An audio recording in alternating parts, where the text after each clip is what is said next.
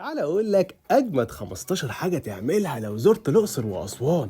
اول مكان هيبقى معبد الكرنك، واللي هتشوف فيه اهم واكبر صاله اعمده في العالم كله. هنا في معبد الكرنك بالليل بيقدم لك عرض مبهر للصوت والضوء، والمكان كله بيتحول لشاشه سينما 3D، وكل ملك بيتكلم ويحكي قصته. كانت حراما إلا على فرعون والكهنة.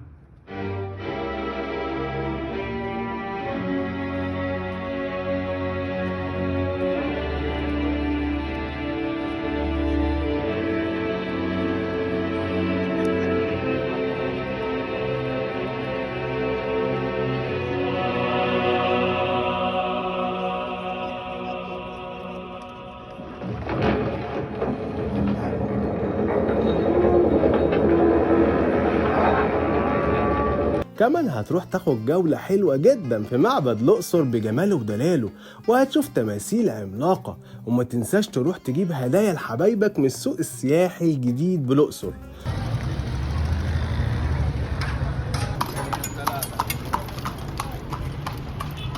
وفي البر الغربي هتروح على وادي الملوك، وهتدخل مقابر لسه محتفظة بجمال نقوشها. وكمان هتروح على معبد هابو اللي هتاخد أحلى جولة جواه، وهتشوف النقوش على الحيطان كأنك بتقرأ كتاب تاريخ مفتوح. وما تنساش كمان تروح جزيرة الموز اللي هتشرب هناك أحلى كوباية عصير على النيل بفيو عالمي، وهناك هتاكل شوية موز مسكر بزيادة.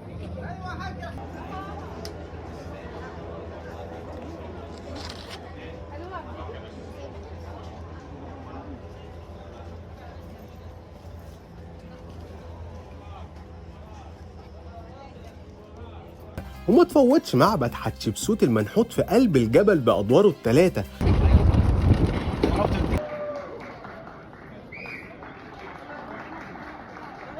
كمان لازم تروح الممشى السياحي على كورنيش الأقصر.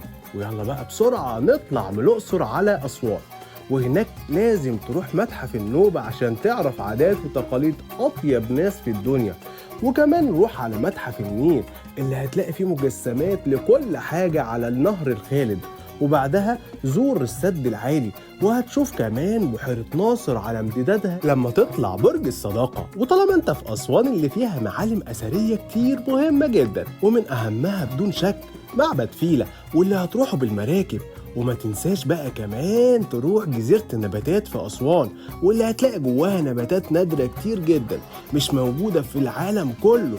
وخد جولة بالمراكب وروح على بيوت النوبة في غرب سهيل، وهتستمتع هناك بأجواء مبهجة وتهيص مع أحلى زفة وأغاني نوبية.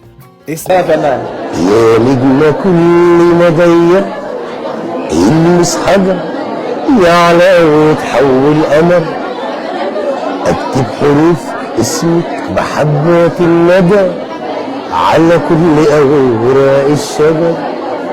مين اللي يقدر يعشقك قدي انا؟ مين اللي يقدر يوصفك زي انا؟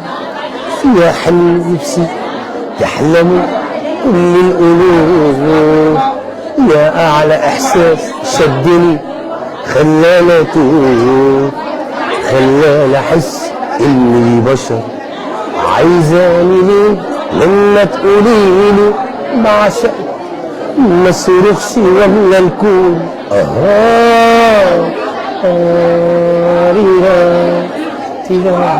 حلو، شكرا جزيلا. ولسه